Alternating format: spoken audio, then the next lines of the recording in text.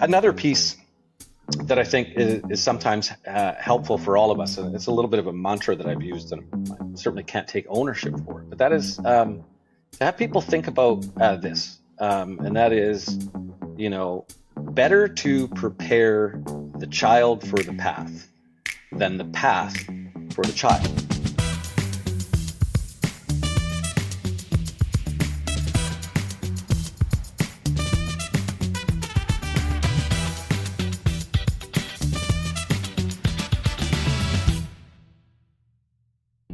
Welcome to the Education Matters podcast, where we explore the people, ideas, and stories that shape the way we teach, learn, and grow. I'm your host, Jason Buccheri, and today I'm thrilled to bring you a conversation with Sean Nosek, the superintendent of the Abbotsford School District in British Columbia, Canada. So I've known Sean for over a decade, going back to his time in the West Vancouver School District. Even early in his career, Sean stood out as a leader, someone who brought thoughtfulness and care to every project we worked on together.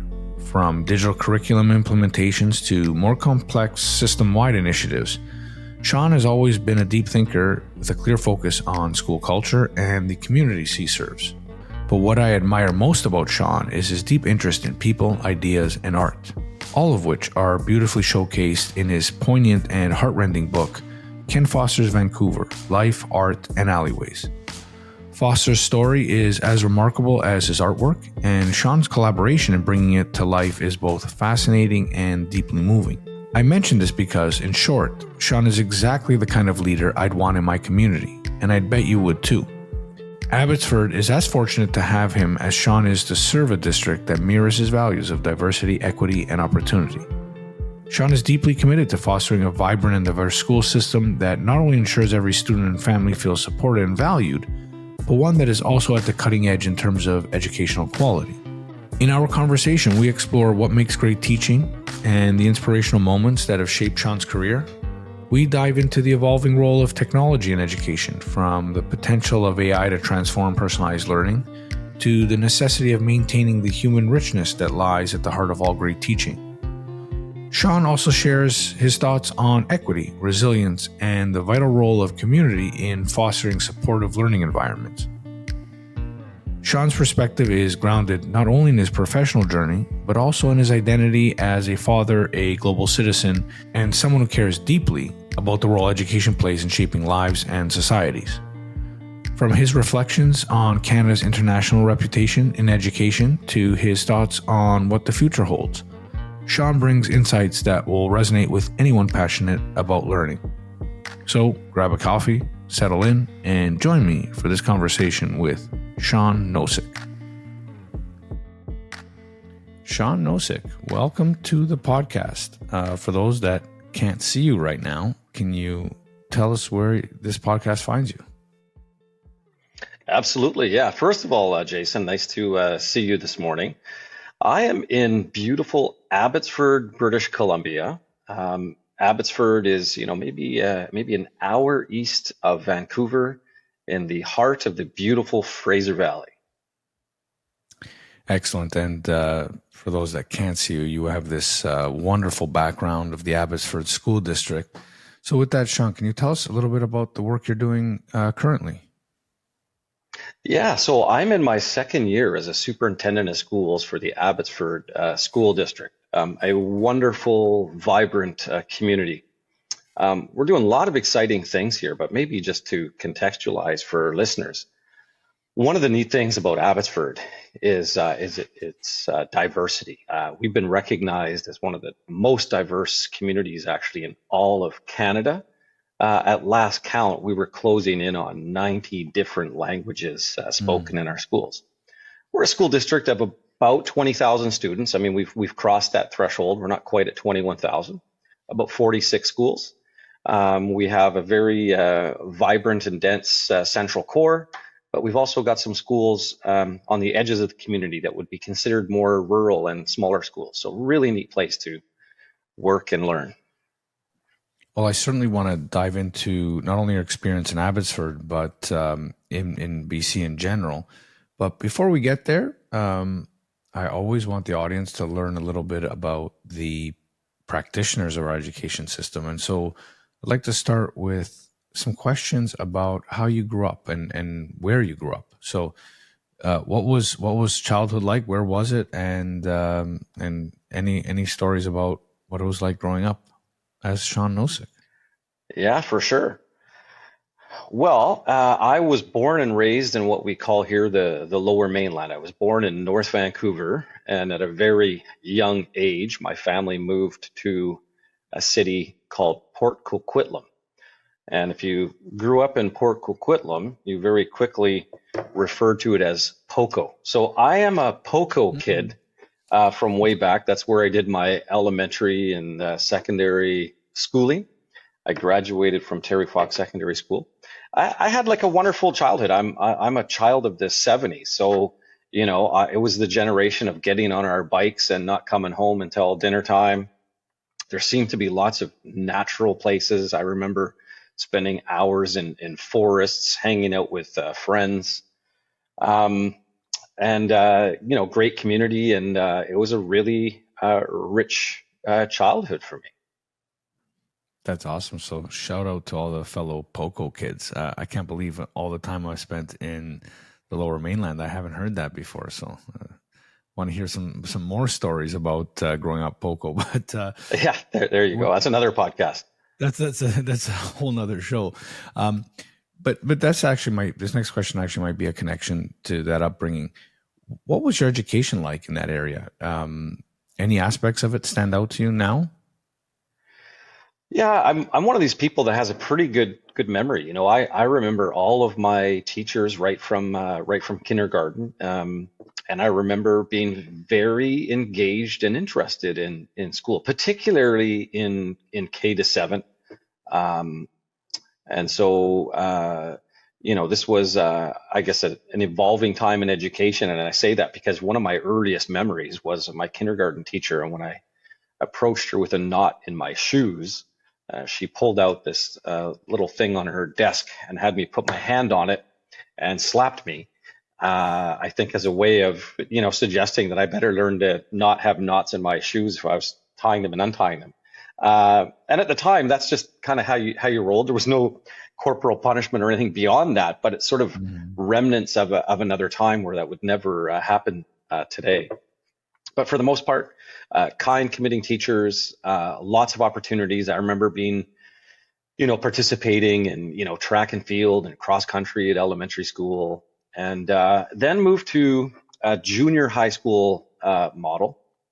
And I remember, being a little bit intimidated that, first days and weeks, going to school then. But again, really found it a great community. I was able to participate in a lot of the athletic programs. I loved the drama program.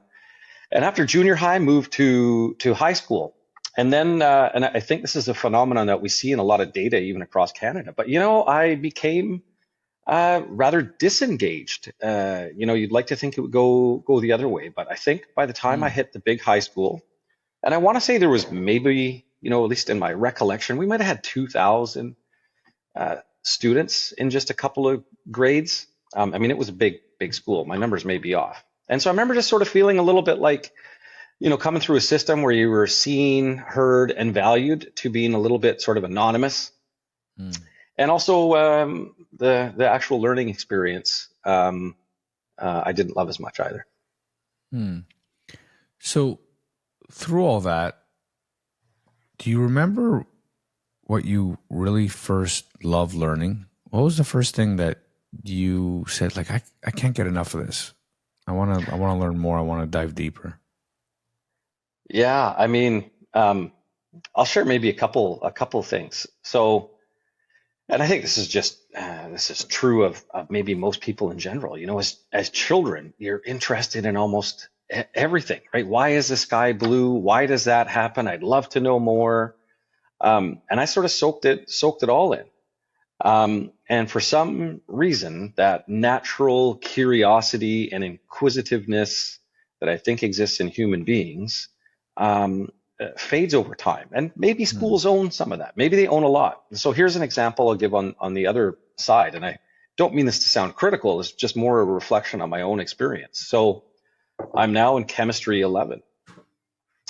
and it's the first day or second day of chemistry, and the chemistry teacher hands out a paper copy of the periodic table, as I remember, and says, go home and memorize it. You're going to need to know all of this in order to pass this class. And sort of as things went, just everything got very, technical. And so, chemical equations, and I remember something about moles, 6.02 times 10 to the 23rd or negative 23rd. In any event, for me, I had a lot of trouble engaging in the class. And as an adult, I think, if at the beginning, in that moment where the periodic table was being handed out, instead of just saying, hey, this is a bunch of kind of numbers and letters that you need to memorize, if it was like, hey, this is a menu of all the basic ingredients that make up the entire universe, and the way that they might combine with each other or blend explains everything. So if you can figure out these, it's like the mystery of mysteries. And I thought, not that I'm a chemistry teacher, but if I was, I might spend a little more time on that hook, on really trying to, paint a picture around what's possible and why learn this in the first place. And so that's something that I think sort of stuck with me, and I try to carry that with me as I engage even in the work that I do as a superintendent. How can we actually engage, compel, invite people into the work we're doing? So what was the hook? Like, you obviously, you just described your struggles in high school. You obviously didn't drop out.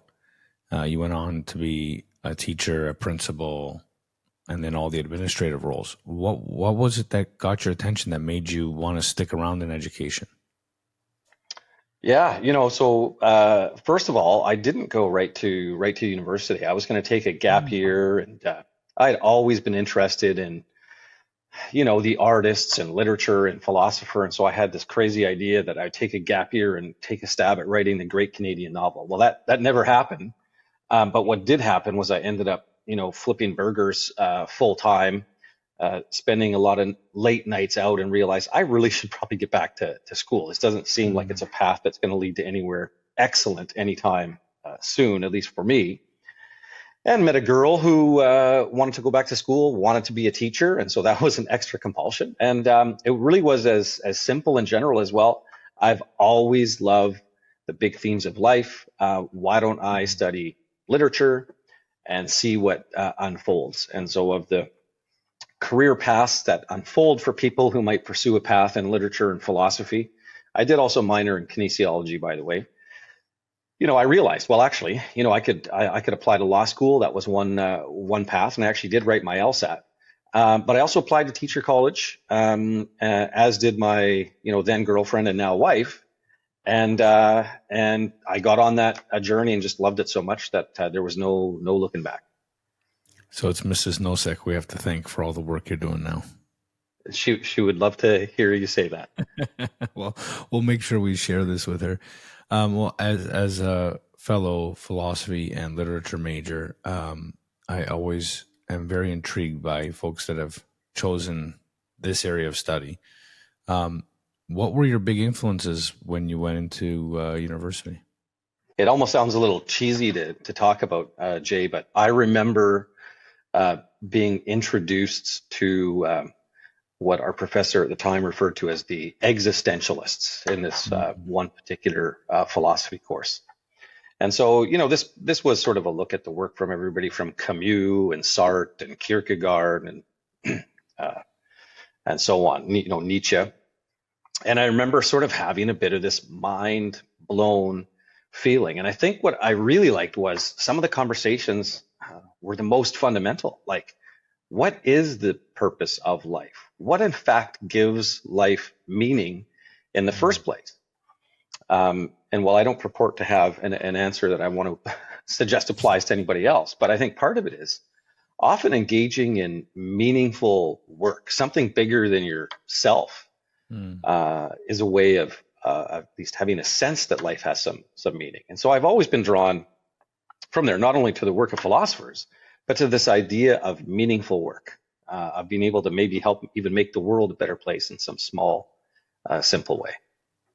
I think that's beautiful, and I think that's reflected in a lot of the work that you're doing, and certainly in the disposition you're talking about that I think you want educators to have. Is there anything that you would change about your own education? Maybe you reference in high school being disengaged, but is there anything beyond that you would suggest is different now, or that you would have changed in terms of how you went to school? Well, certainly, I'm thankful for the journey that I've had, because, I don't think I would be where I am today were it not for the different twists and turns. I think in hindsight, for example, the anecdote I shared recently about chemistry, well, I shouldn't put all of that on the teacher. I mean, I think we also have the ability, and it's also something I try to remind myself around, to be curious and inquisitive, even if at first it might not seem particularly compelling. I think most things, if you kind of spend a moment to scratch beneath the surface, are fascinating. One thing, or maybe another thing, Jay, that I will is, I remember being, frankly, intimidated by shop class, back in the day. Now, as an adult, not that I suggest I'm very good at those things, but I am fascinated, by them. And so if I could go back and learn shops in a wood class and a metal shop, et cetera, I would eat that up. I mean, what a great opportunity. So if we kind of pivot now to look at your, role in education over the last 25 years, is that about right? Yeah. Even more, but yes. Even more, give or take. Give or take. I like it. What would you describe as the most inspiring things you've seen or been part of? Well,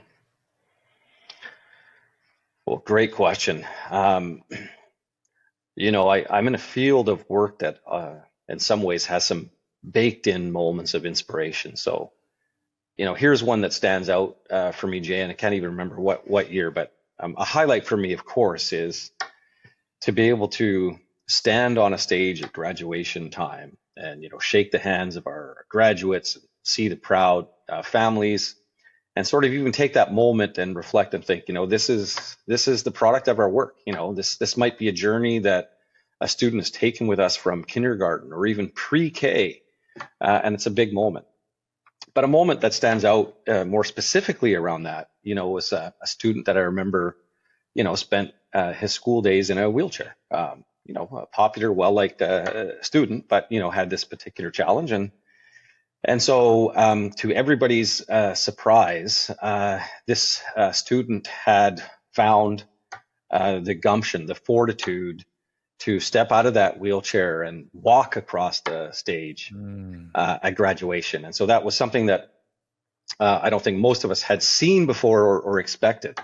But not just the moment in and of itself, for the student, which was extraordinary, but to see like almost uproarious applaud and cheering from peers and families, that really stood out for me, because I thought, we're not just making differences or hoping to make differences for individuals like that student, but to build better communities. And so it was a moment where it's like, what, we've done right, not just by this student, but by this community who is wanting to share and celebrate this special moment. So that really stands out for me. That's a beautiful, beautiful example. So you mentioned that aspect of community and the community, rooting for and being inspired by this student. Who are the most significant people at a district that build this community in your mind? Mm-hmm. We have a saying here, and that it takes all of us. And so I think an easy answer would be, our teachers are the bread and butter of the system. I mean, they're spending the day with their students. It's the core of our business, the teaching and learning. But the truth is, there might be a student who the first adult that he or she encounters that day, besides maybe a parent, and maybe not even a parent, might be the bus driver that picks them up. And so the potential of that meaningful interaction and how it might set the course of a day, or you're a crossing guard, and that a kind word could make all the difference. And so I like to think, and maybe it's just the nature of the work that I do in the position that I'm in, that each and every one of us gets an opportunity to try to make a profound impact. So when you look at that impact in the classroom specifically, what do the best classrooms look like, sound like, feel like? I love this question. I love to see a classroom that is engaged. I appreciate that there are moments where it might be appropriate for there to be, silence and focus. Maybe there's more of a traditional examination or something happen. But increasingly, learning does not typically look quiet and still and in silence. It looks engaged. There's movement, there's talking, hands-on activity, a feeling of safety, dare I say, even of joy. And that's what I love to see in our classrooms. So how hard is it to create that systemically? Well, I think it's really your question gets to, how do you build culture? Because, what we don't do is sort of walk into each classroom and say, here's what you need to do, and nor would that work. But I think if you are, as I try to be, intentional about the kind of culture you want to create, and you have the ability to create that for the people who are then charged with creating those kinds of cultures in their own spaces. So the work, for example, that we do with our principals and vice principals, who in turn are leading our 46 schools and do have that direct impact on all of the school-based employees, and the ability to have an influence, the ability to engage them. And so, strategically, that's how we try to do that work, and how we try to have alignment, right, if you will, from the governance level of a strategic plan all the way down to an individual student's experience in a classroom on any given day.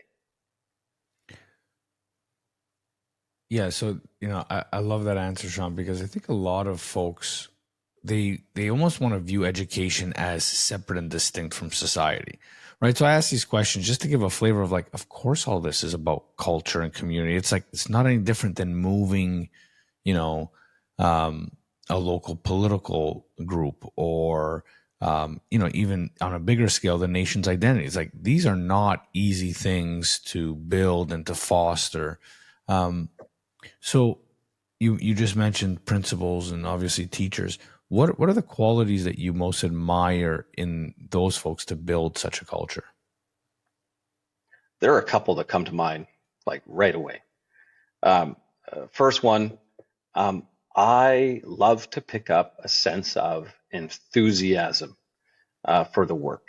I love people who are passionate and committed, and I think that comes across. You can see it in the way people engage in their work, and you can hear it when you speak with them. So that's one. And the other that I would say is flexibility. This is a word we throw around a lot.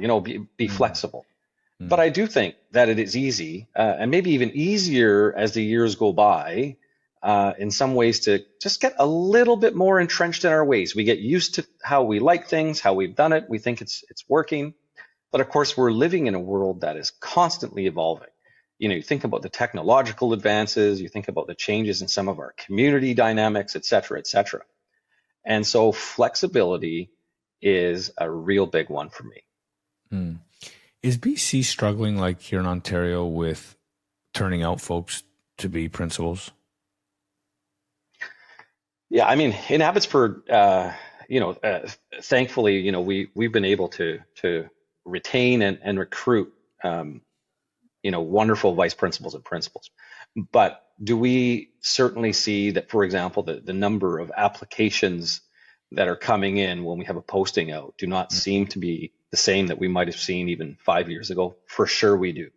And, I think that's multifaceted. There's a labor shortage going on across this country. We see it. That could be true if you're hiring, restaurant workers or skilled labor, just about pick a sector, and that will be the case. But I do think that we want to make sure, and this is true, I suppose, for almost anything in education, but that, the work that our vice principals and principals do is appealing and looks appealing, so that teachers, in fact, would see that as something aspirational, and not all teachers, but enough that would say, I see and hear an opportunity to help lead and shift and engage with the broader community and move it forward in some meaningful ways. Yeah. So why, again, this is just anecdotal. So forgive me if you don't feel this is the case, especially in BC and in particular in Abbotsford. But a lot of the really good educators that I know have very little interest in being principals or district leaders. What would you say to those folks that like they have those qualities, but they, for whatever reason, might not be interested in it from the outside? Yeah. First of all, thank you for the question, because I would encourage those folks who might have an opinion about how they think it looks or how it might be to be in a vice principal or principal role to go and have a conversation, at a coffee break or after school one day, just say, hey, so tell me what it's like to be a vice principal. Or even more specifically, let me say, tell me what are the 5 best things about being a vice principal? What do you love about your work? And same thing with the principal, because it might not be obviously apparent when during the course of a school day, you'll pass in, well, it looks like they're in a, heavy duty meeting with a parent that might be upset about something, or a student who was misbehaving and there's a hard conversation happening there, or managing the complexities of staff and scheduling. But the truth is, there is a lot of rich and rewarding elements to that kind of leadership. And so I would encourage people to seek that out if it doesn't seem obvious on the surface.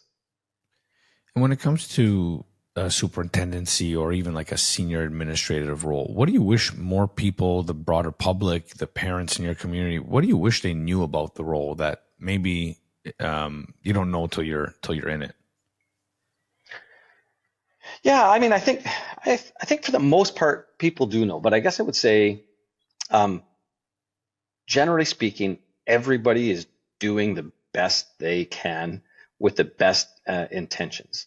I think from time to time, we encounter people who come to a system prepared to fight, whether it's stories about, a newspaper article that they read about a lack of supports, or that, there's not enough funding in the system, or what have you. And so I think it's potentially easy, depending on what you read and what social media might tell you, to enter a school system with this idea that you need to be a bit combative, that you need to sort of fight your way through it. But the truth is, it's working together that's always been the best path forward. And as a system, we are committed to doing the very best for our students. And while we don't always have the answers, I think we're always prepared to make sure that we're doing our very best to find those answers when we don't have them. And another piece that I think is sometimes helpful for all of us, and it's a little bit of a mantra that I've used, and I certainly can't take ownership for it, but that is to have people think about this, and that is, better to prepare the child for the path than the path for the child. And so in education circles, over the last decade or so, there's lots of talk around, things like helicopter parenting and sort of micro parenting or bulldozer parenting, these sort of expressions. And I get it, that I think we all want the best for our children. And so this notion of, trying to clear every obstacle so that everything is just smooth and simple, well-intentioned. But the truth is, what we actually want to do is prepare students to be able to navigate obstacles and complexities and difficulties, because life, I guarantee you, will be filled with them. Yeah, I think that's a really important point, and I can make it more strongly as a parent, that I can see by and large, I'm from a community probably not too dissimilar in Abbotsford. I mean, like certainly middle class part of my community, in which parents want to make everything as easy as possible for their kids. And I've had a lot of really positive reinforcement around my kids. It's like, oh, they're so great. Like, don't be too tough on them. Like when they see me, kind of reining them in or whatever. And it's like, well, they're great. They're not great kids totally by accident. You know what I mean? It's my wife and I have really made the concerted effort to let them fail, to challenge them, to allow them to, despite our inclinations, ride their bikes when they're very young across the neighborhood, and sit at home and be anxious. It's like that was our burden to bear, right? And I don't feel enough parents are doing that. Do you see any ways in which maybe you want to talk to the BC system as a whole, because I know there's a lot of outdoor initiatives going on, or to what you're doing in Abbotsford that's helping not only parents really understand this, but even more importantly, for, creating some resilience, I think is the word, creating some resilience in terms of behaviors for students? Yeah, for sure. Listening to Jay, and I appreciate, by the way, some of your parenting style that you shared there. I'm a supporter. You probably heard this expression, like bubble wrapped kids. Mm-hmm. And so I think in different ways at schools and even in the classroom, when we can, work with our families to have them feel that their children are in fact safe. And so, that a West Coast recess when it's raining is absolutely fine. And that generally speaking, for most children, they don't need to go inside. Hallelujah, and that some form Sean. of play Hallelujah. that might involve, some simple basic climbing or a little bit of tumbling, and I say that, carefully, we're not talking about anything dangerous. Right. But again, these are how bodies and minds learn and grow. And I come back to that silly quote. We can't just look to eliminate all the obstacles on the path, or we're actually not doing our job. Yeah, I love that. I really do. So maybe in lieu of that, preparing the student for the path, what are the areas that a superintendent can have the most impact in terms of preparing for that student? And maybe I don't want you to focus on that one student, but maybe more on the system. Sure. Because I feel sometimes, we inherit, like you've inherited a system, and, and your predecessor, Kevin, who I know well, is a great human being, inherited a system of its own. What are the ways that superintendents can look to, take the really good things in the system, but then keep pushing it to be even better? I think one of the important things that we have to do is, sort of another little saying that I often have is like always be scanning. And so, scan the system. What are we doing well, and what might we do better? And more than that, scan the system so broadly that you might say, what are some of the emerging patterns or themes that we need to be, prepared for? And so, maybe cite just one example, and I probably have several, but I think part of my tenure would be marked by the emergence of AI. And so I would say, my impression was it wasn't a system that collectively had done some deep thinking about what that might mean for our sector, whether that's in the classroom or whether that's operationally, as a system running in the background from the classrooms. And so, putting that conversation front and center, demonstrating specific tools and their impact, having people think deeply, engaging actually with our families and parents around that conversation. So I think part of leadership and part of being superintendent of a school district is to be mindful of those kind of societal trends and then put them in the context of, are we in fact preparing our students for the future that they're entering? And of course, the other one, and our district does such a wonderful job in this case, but that is, particularly in a diverse community, what are the barriers? Who are we not serving well? How do we make sure that we're connecting with, the almost 90 different languages that are spoken in our families? Or if we have families that are having trouble, putting food on the table or accessing community resources, that we're working with community partners and working with our schools to make sure that we're all equipped to be able to leverage that as best we possibly can. And so I think about, we started this school year, and it's a tradition in Abbotsford, with a a back to school kind of backpack program. And I'm just going from memory. I might have the number a little bit off, but the gist of it will be right. I think we had hundreds. I'll just say we had hundreds of families, come and take opportunity to get a backpack filled with school supplies because it wouldn't have been easy for them to otherwise get. And so from that, trying to be visionary around, what the future requires and are we doing it, to the very basics, are we meeting some of the fundamental needs of our students and families? And then I think it's the art of, how do you then communicate that in a cohesive, meaningful way? So you're kind of touching on obviously communication there, but it's also storytelling. And that's something that I'm very interested in on this podcast is to not only look at the Canadian narrative, the Canadian story, because we don't have a national body of education to try to articulate if there was a story of Canadian education, what would it be? But also, in particular, the narrative about what education should be for, instead of just the engineering of education, of like, how do we learn to read better and how do we improve our numeracy skills? That to me is kind of like the engineering question, is one that everyone tries to answer, but I don't see a lot of people trying to answer this let's put it this way, this more existential question about what is the meaning of education? What should it be? You have any inclinations there as to how you would start forming that story, whether you want to look at it from the Canadian perspective or maybe even a more global perspective?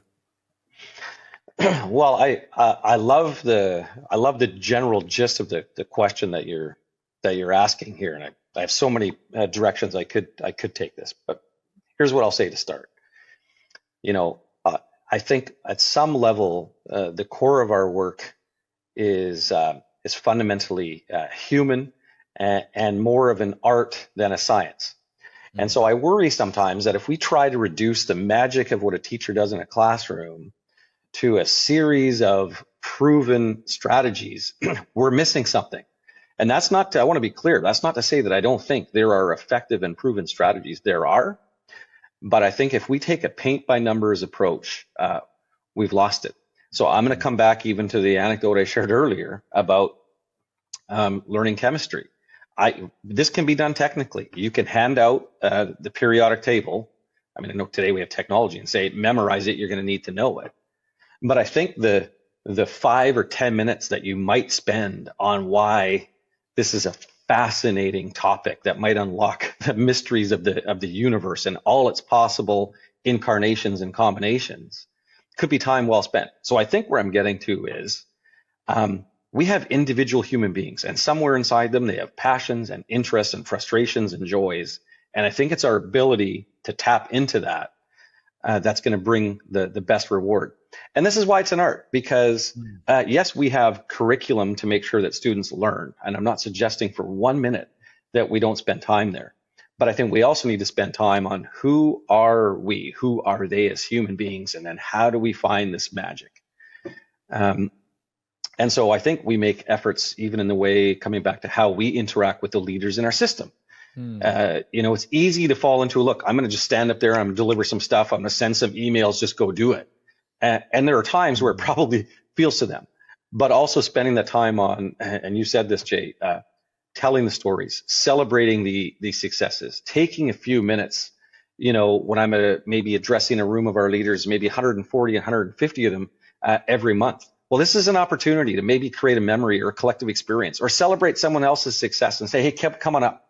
You had this really cool thing that happened the other day. This was a little spontaneous one, Jay, but back to trying to leverage AI in meaningful ways. And so we had recently had a conversation, shared some tools, and a vice principal shared an anecdote back, and it was so cool. I said, do you mind standing up in front of this group of peers and leaders in the system to share it? And she did. And it was as simple. She said, realizing the possibility of what we can do with translation. I went back to school the next day. We had a newcomer family. They only spoke Swahili, and it was a kindergarten child. And rather than sort of book an appointment, through community services where we'd ultimately get translation, using a combination of a couple different apps, was to take English text, translate it into Swahili, then have the Swahili spoken out loud in a way that a parent could hear. And in 20 minutes, he was able to log in to a school cash system and buy his child a T-shirt that he wanted to, feel like he welcomed and belonged at school. And so it's like a little thing, but, it was like, hey, let's celebrate this. So it went from a concept of AI to, sharing anecdotes of how we're making differences in individual lives. And those are little things that are the big things to me. Well, I love that. And as I've said on here in the past, I feel that these exact kind of storytelling moments and getting people together as a community to tell these is important. I feel that, when I was teaching, it felt too isolating to me. And I know a lot of teachers, although, the school community is important and it's there, sometimes you get into that rut of seeing the same folks, the same faces every day and not hearing what's going on beyond your walls. Right. So I think that's a really important piece. So if we can look at the, sort of Canadian narrative, you've been to, correct me if I'm wrong, I believe it was Korea recently, to talk about BC education. So you might have a better perspective than a lot of folks here, to talk about either Canadian, North American education in contrast to what you see globally. Like, what is our story when, from the outside? How are other folks viewing education here? I don't think it's I don't think that people will be surprised to know that Canada, generally speaking, is so highly regarded for the power and impact of its public education system. And whether that's through different sorts of international assessments that students take, or just from observations and the reputation that I think has been earned over frankly decades. But I sometimes almost want to frame it this way. So I say, look, I'm going to take my school district as an example. I've worked in 3 different school districts, and the stories would be similar. Where else in the world would it be normal to be able to have students speaking and families representing almost 90 different languages, to find avenues in, to normalize that it's not your first language, it might be a second or even a third language, to be an inclusive system that says whatever challenge or diversity or neurodiverse element you may bring, you are welcome into this system. We're going to support you. And still be able to graduate students who, as I said, even on international measures, are able to move on meaningfully in the world by any standard. And so where else in the world? And so having traveled, I had a wonderful experience in Korea, and I got a chance to speak and engage at a global international conference there. I actually got to visit schools, and I think there's a lot of wonderful things that we could learn. But it struck me again, just seeing it, that, when we speak about diversity in Canada, I don't think there's a lot of places in the world. There are certainly some places in the world, but not a lot of places in the world that come close. Interestingly, part of the reason I think the Koreans were interested in having me attend was they are, at least in this particular region, experiencing a low birth rate. And so they, like a lot of the Northern Hemisphere, are sort of worried about the ability of replacing the workers and talent once they retire. And so they have a more aggressive and open immigration policy than they've had before. And so their schools are slowly becoming a little bit, if you will, more Canadian like. And so I think it was also a nice boost of confidence to think that around the world, people recognize that we're doing something special. So, first of all, thanks for sharing that, Sean. What is it that you would recommend to them to build, like systemically? Is it a about like cultures that are, school cultures that are accepting of the other? Like, is that something that we just maybe take for granted in the Canadian public? Like we have this wonderful metaphor, I think a much more useful metaphor for identity than the Americans. We have the mosaic, the example of a mosaic, right? All these different colors and facets making, a bigger image. Whereas the idea of this melting pot where you all melt into some gumbo of identity that's American. I just think our metaphor is a lot stronger. So is it built into our culture, or are there things we're specifically doing in the systems to facilitate that? I think it's a combination of all of it. You think about the land that we have as Canadians, like literally just a geographical expanse, the area and our population. And so that was maybe another one of the takeaways for me. You visit a city like Seoul, and what a remarkable and extraordinary city. And so I think, when you're having to attend to that volume of people and community building and education. And so one of the things, again, I think maybe we take for granted in Canada is sort of, access to education and maybe post-secondary, where the academic pressure that students around the world and other places, and in this particular case, I do think of Korea, that feel to, just achieve a high enough level to be able to go on to university is significant. And I don't know that Canadians have an answer for them in that regard. Part of that is they're dealing with different kinds of pressures, than we are. And so I think in some ways we're a reminder that we should really appreciate and value some of the opportunities that we do, because it does not necessarily exist around the world. So with that, Sean, if I can ask you to look out into, an indeterminate future, say 50 years out, what does education look like to you? And doesn't have to be just positive or just negative. You can say what you're worried about and what you're optimistic about.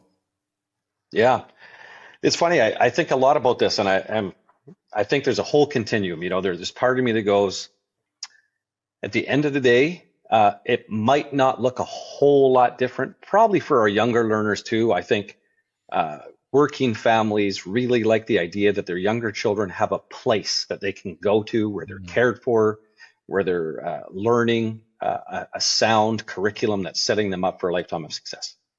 But the other part of me says, we coming back to some of the technological advanced themes. How far away are we from a classroom that with the snap of a finger transforms and suddenly it feels like you're underwater, and you're now doing a marine unit, and you can actually, you feel like you're a submarine and you're actually looking at the shark or the octopus, and you snap your fingers again the next day and you're inside a rocket, or you're inside of a human body. And so I absolutely think that technology is going to continue to offer just really powerful opportunities. And I think artificial intelligence has the ability, to do some mass personalized learning if done well, that every student, in their pockets almost. And while we're, in the midst of restricting the use of these mostly across Canada, but at some point we might also say, actually, we need them back, because that's their tutor. And it knows how to break down the math problems. And this student's on quadratic equations. This student's still learning decimals, no problem, because it's like they have an education assistant, a virtual one in their pockets. I don't want to ever think that we would lose the human richness and dialogue, but do I imagine there's a blend of some powerful technologies and human that is going to impact education? I can't help but think that it won't. Excellent. So if you had a magic wand to change anything in the system at all, what would you make classrooms look like? Or the system, or take it in whatever direction you feel. Yeah. Wow. I think Canada, like so many nations, we still face some equity barriers. Not every child can afford to have a laptop, for example, that might help them with their studies. But yeah, you imagine what sort of career or post-secondary that wouldn't almost be a required tool. And hard for the system, and while we find creative ways to be able to say, well, here's a laptop for everyone. And similarly, lots of talk around, maybe having a national food program. We recently in British Columbia launched what we call Feeding Futures. And so I think, where I'm going is this idea that if we could close the gaps, where it doesn't matter, what economic background you come from, what part of the world you come from, there's a level playing field, and you can go from here to anywhere. And while I think Canada is maybe better than just about anywhere else already in that regard, there are some disparities. And so we're going to need as a system to keep thinking about how it is that we can attend to that and close some of those gaps. And I would be remiss if I also didn't say that, in the context of truth and reconciliation, and as Canadians, we still have some real important gaps to close when it comes to the success of Indigenous students. And that's true all across our country, and dare I say, around the globe. But I'm proud of the work that we're doing in Abbotsford, and I think even across this country in attending to that. But we have a long way to go. Yeah, I'd certainly echo that. We certainly have a long way to go, but I think we have a great model, especially for American neighbors, to help them sort through the complexities of identity that are seemingly tearing the country apart right now. But with that, Sean, let's go to always the last question. What podcast, book, video, movie, or album have you enjoyed recently that you'd recommend to the audience? Oh, I knew you were going to ask me this one. Well, you know me, Jay, and you know that I am a sucker for all things music, and maybe I shared this with you before we were live on air.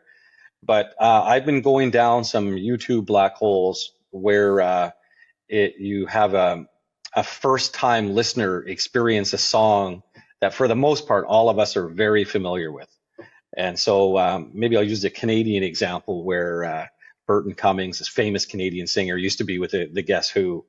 And, watching a woman who was a vocal coach experience him hitting these notes for the first time. So this combination of enjoying the music that I love, often watching the actual performance of the music, and then someone react like maybe it is in fact the first time they've ever heard it. So I've been spending some time in that space and really enjoying it.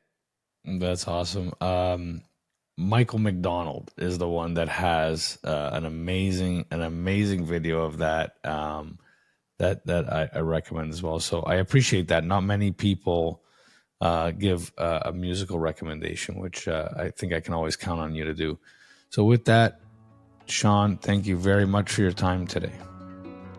Jay, it's been a pleasure as always, and hope we get to connect again very soon.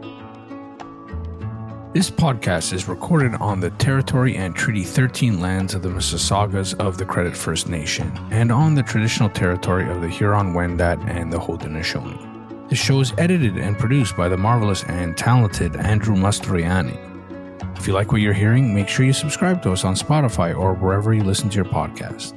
Until next time, remember, there's absolutely no inevitability as long as there's a willingness to contemplate what's happening. I'm your host, Jason Buccheri. Until next time.